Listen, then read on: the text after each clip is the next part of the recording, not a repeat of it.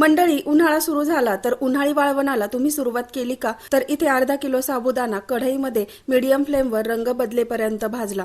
थंड झाल्यानंतर मिक्सरला याची बारीक आपल्याला पावडर करून घ्यायची आहे. अर्धा किलो साबुदाण्यांसाठी 2 किलो बटाटे उकडून घेतले. सर्व बटाट्यांची साल काढून घ्यायची आणि नंतर किसणीने किसून घेतले. तिखटाच्या आवडीनुसार हिरव्या मिरचीचा मिक्सरला ठेचा बनवला आणि किसलेल्या बटाट्यात घातला. चवीनुसार मीठ आणि साबुदाण्याचं पीठ घालून हे सर्व आता एकजीव करत मिक्स करून घ्यायचं. आता कुकरच्या भांड्याला तेल लावून घेतलं आणि अर्धा पीठ यात छान दाबून दाबून भरायचं. अशा प्रकारे आता हे भांड कढईत ठेवून मीडियम फ्लेमवर 15 मिनिट दणदणीत वाफ काढायची.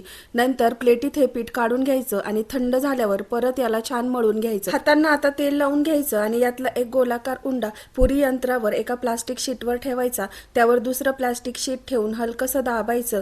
तर इथे आता मस्त असा आपला पापड तयार झालाय. एका प्लास्टिक शीटवर हे पापड सुकण्यासाठी घालायचे. सर्वच पापड अशा प्रकारे बनवून घेतले. तर हे पापड एक दिवस कडक उन्हात आपण वाळवलेत. कुठेही हे पापड चिरलेले नाहीत. तर तळल्यानंतर तुम्ही बघू शकता हा पापड छान असा फुलला आणि खुसखुशीत पण झाला. मग तुम्ही कधी बनवताय असे पापड?